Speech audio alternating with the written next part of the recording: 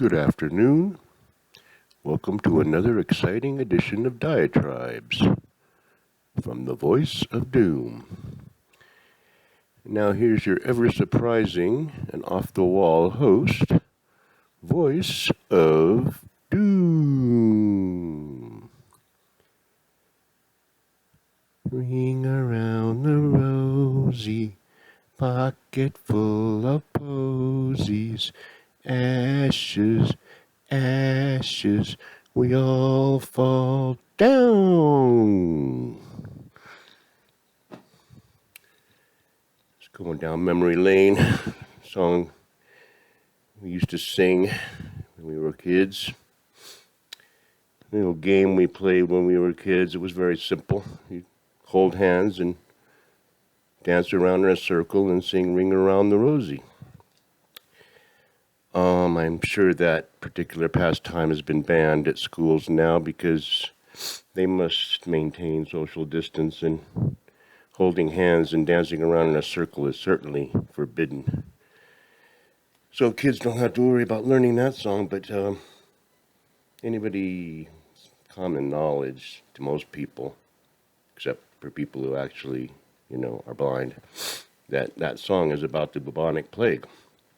Ring around rosacea. You got red splotches on their skin when they had this plague. Pocket full of posies means they had their herbal remedies and they thought that posies carrying around would cure them or protect them. It was like a vaccine. The posy was the vaccine. Ashes, ashes, we all fall down. Well, that kind of explains itself. But yeah, it's about the plague, and it happened between 1346 and 1353. 50 to 200 million people died. Now, the plague came from Crimea,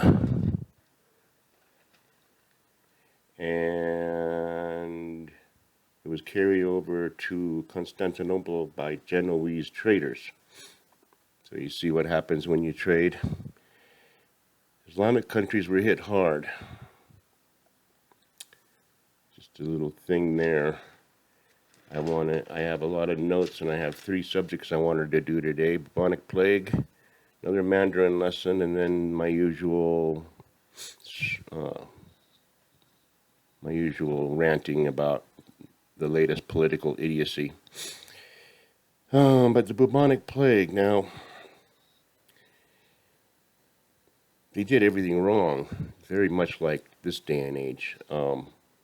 They thought the plague came from cats, so they proceeded to kill all the cats, and they didn't realize it was the fleas on the cats, or the fleas on the rats, that caused it. And since the cats were all killed, the rats had a free reign, and there's an analogy in there somewhere, a good one, but think about it.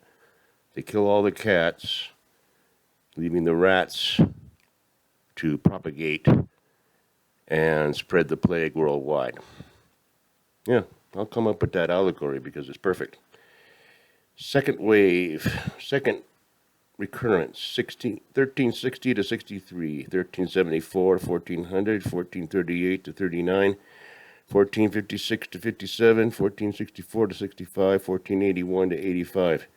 1500 to 03, 1518 to 31, 1563 to 66, 1573 to 88, 1596 to 99, 1602 to 11, 1623 to 40, 1644 to 54, and 1664 to 67. So that's kind of like variants in a way. It just keeps coming back over and over again. People were really paranoid, probably during the Renaissance, because people were dying right and left, and they didn't really know the true cause because they didn't have modern medicine. I put in quotations. And they killed people that had acne. They killed people who had leprosy. They killed people that had any kind of skin condition because they were paranoid that another plague was coming, which it always did. Now, the third plague recurrence was 1855 to 1859. and that was in China. And the only time the plague reared its ugly head in America was 1900 to '04 in San Francisco, and it just happened to be centered in Chinatown. So take from that what you will. And I'm going to talk more about the plague because there's interesting stuff. And the reason I'm talking about the plague will become apparent. So I'm starting that up, and I'll continue that later. Let's move on. A few more people that might come into the play. Abdul Baghi, head of education. Sada Aga, interior minister. Gul Aga, probably related, finance minister. Mullah Shirin, governor of Kabul, and Haji Najibullah, intelligence chief. So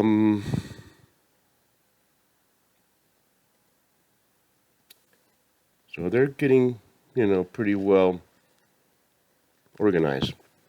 They have a finance minister. Haji Najibullah, born 1979.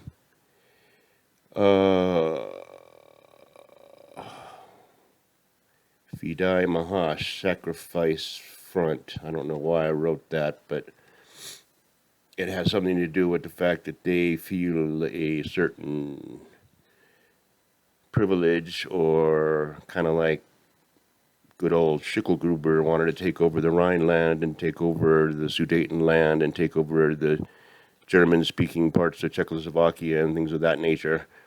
They feel like they have a right to certain lands because they're being run by people that aren't totally, hardline Islamists, like Somalia, Yemen, and Kashmir, and the Levant, which I guess they consider Israel.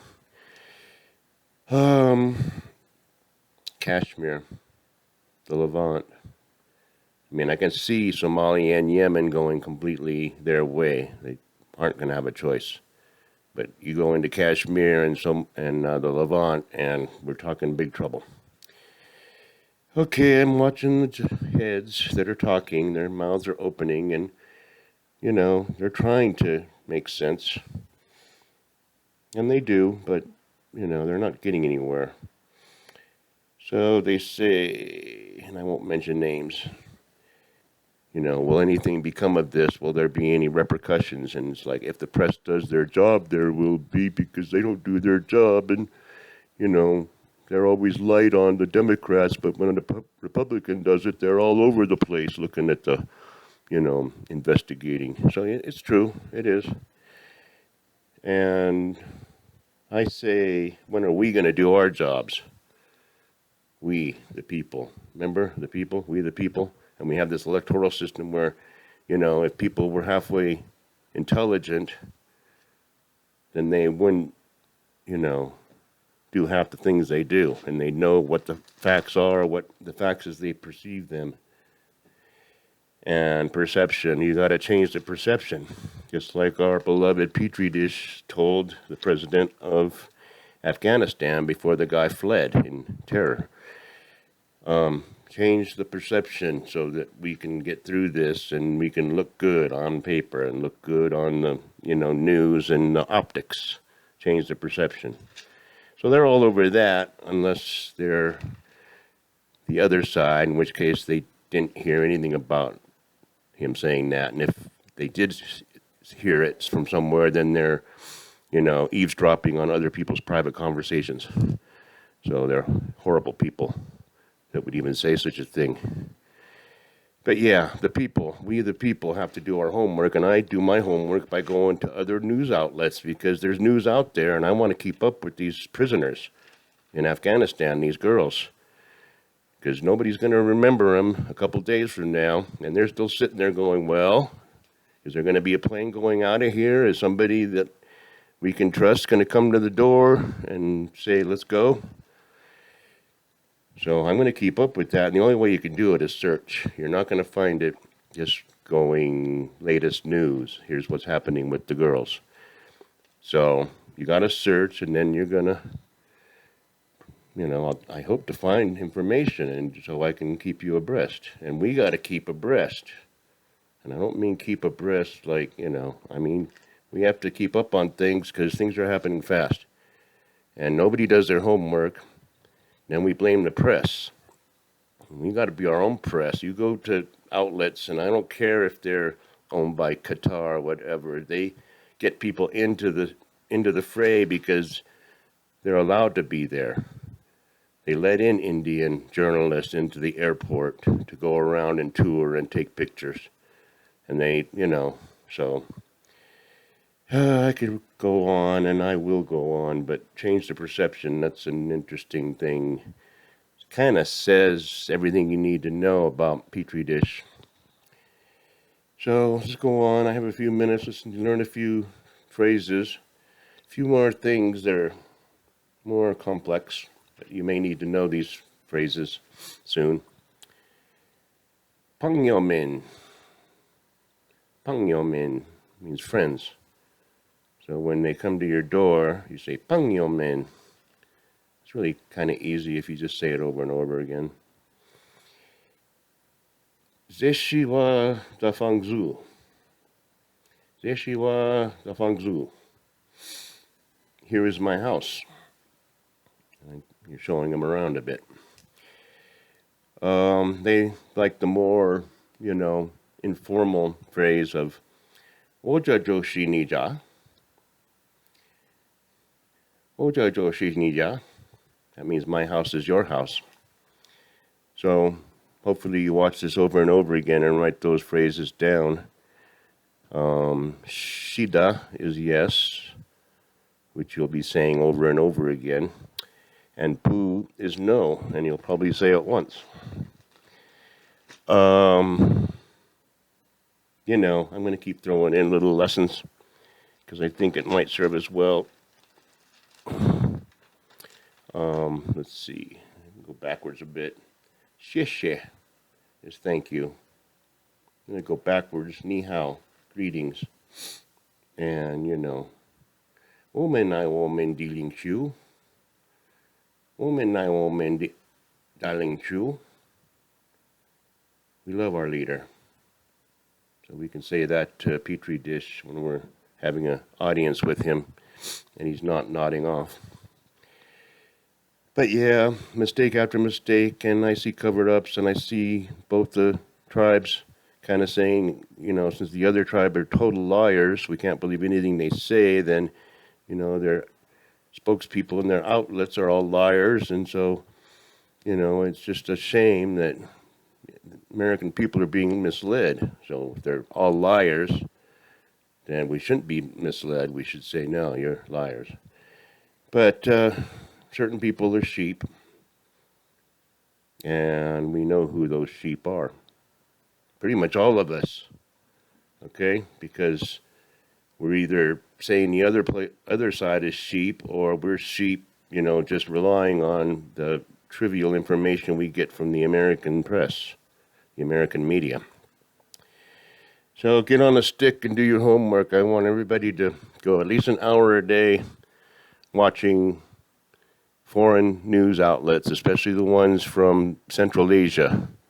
Those are the ones that tell you what's happening, and you can get pictures. You can see it live. Just because America skedaddled doesn't mean that you can't still see what's happening in that country, live and in Technicolor. So that's all I have to say. Ni hao. And xie. That's all I have to say. Next time, we'll be seeing each other. Bye.